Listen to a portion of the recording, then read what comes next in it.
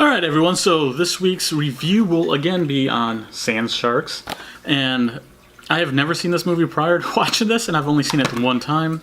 However, after this recording of the review here, I do plan on watching it and seeing if my opinion on it changed at all. And if so, I will add that toward the end of the video. Again, only if there were changes. However, so the main premise is Jimmy Green, I believe played by Corin Nemec, is a party boy who's the son of the mayor of the town, and he's looking to try to make his own money. He says it's for the town, to help prosper it, because it's been going downhill ever since this tragic party that happened and claimed 15 lives years ago that we don't get to see. So he goes to his dad, the mayor, to talk and try to collect some money.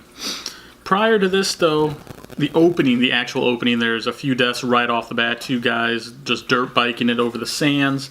The shark eventually pops up, snaps one of them. You don't get to see it on screen, but you know that's what happened. And then the other one gets dragged off and he dies off screen. Also, a lot of off-screen deaths in the beginning because I think they're trying to hide the shark, as Jaws did. There's also a lot of Jaws references in this movie, alright? That somewhat annoyed me, but also was interesting. Like, at one point, there's a false shark attack on the beach, shortly after a few deaths had been discovered, and that they're trying to find out what did it. So there's this girl running across the beach. You see the fin. It almost looks like it could be the shark, but until they get close in, it's a dude just on his belly or something with a cardboard fin. It's like, how is he moving that fast on the beach at that angle? Who knows? But that's the explanation we're given. Another one would be during the town meeting aspect of it. If you've seen Jaws, you know exactly what's going to happen. They're discussing closing the beaches. The mayor doesn't want to. The town folks don't want to because it'll end up destroying the town. And then an old grizzled guy comes in, claims he can kill the shark. They'll have to pay him $10,000 that, he's professional at it and all this. But the whole thing is, apparently there was a earthquake, which I personally don't remember seeing, that unleashed these sharks. Well, shark at first, it's only supposed to be the one. But then, later you find out there's at least 7 or 8 others, including this giant one. And so, then they discuss, we'll get back to you, blah, blah, blah.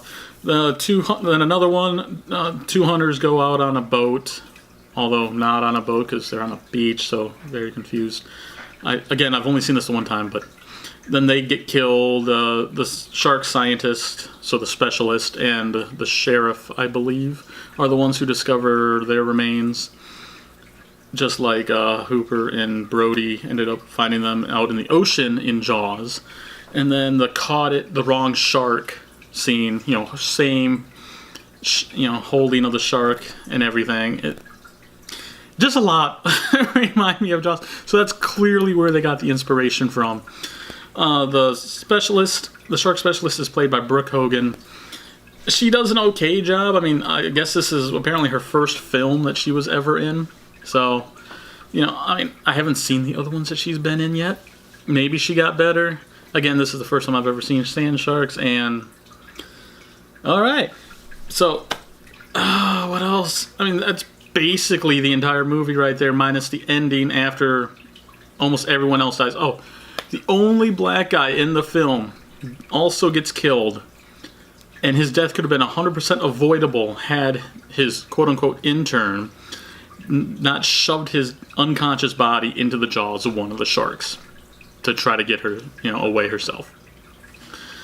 Let's see who all that is. We have the 2 dirt bikers in the beginning, a couple that die later, I believe one other couple before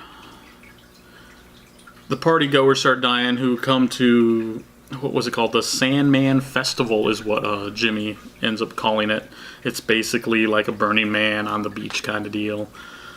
And then the mayor dies. One of Jimmy's workers die. But he ends up killing a shark, coincidentally, not on purpose, because he was holding a power cable. And then the shark just explodes.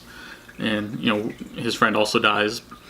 A bunch of partygoers then also, which, again, Okay, they say, okay, at one point in the movie they say there's gonna be thousands of kids here, and at the height of the party, there's like maybe 40 people total, because that's like all the extras they could afford.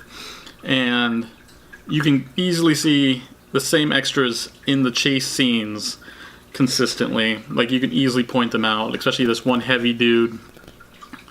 And at one point there's also going to be a quick titty flash, which you would expect from an off-brand horror movie like this, except right before that happens, one of the sand sharks pop out and eat her. And then the plan to actually kill the sharks actually comes into play with the old grizzled guy coming back after shortly saving everybody. It's just at that point him, the sheriff, Brooke Hogan, and Jimmy left, and yeah. So the plan is to use loudspeakers to attract them into a certain area, and then heat up the sand enough to, if I remember right, 2,000 degrees or higher to melt into glass and then trap them that way. So in order to do that, they need napalm. At least that's what, again, the movie claims, and it ends up working. However, Jimmy has to end up sacrificing himself, because one of the speakers go out and it cuts out the rest of the speakers. So then he starts singing "Row, row, row your boat" as he's running back to the location where they're going to flame him. And then he gets torn apart by 3 sharks all at the same time. The old man then flames the area with the flamethrower, instantly turning the sand to glass. And it looks like that's it. It looks like, hey, 3 people lived. That's awesome.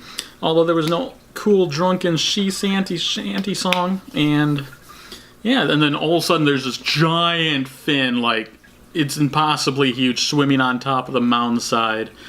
I'm assuming that's like the mama shark. Alright. And then she just jumps through, comes down, eats the old man in one bite, and corners Brooke Hogan and the sheriff inside the building bunker that they were in. Except suddenly she seems like she's a lot smaller than what the fin led to believe.